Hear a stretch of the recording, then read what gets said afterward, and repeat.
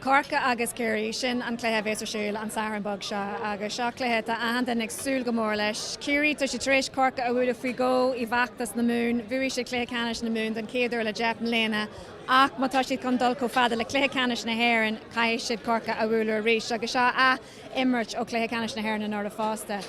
Corcaigh bhí siad an omláin as an Cluiche in athe clia cúpla seach nó hin. Tháinig Corcaigh arás, bhí siad ní gúilín taobhír tháinig Corcaigh arás agus bhuaigh siad an Cluiche le ceithre cúilín. So siad sin dócraide tá spáinan siad cé comáid atá Corcaigh agus éidir cortú an nachtú bun ile Árann.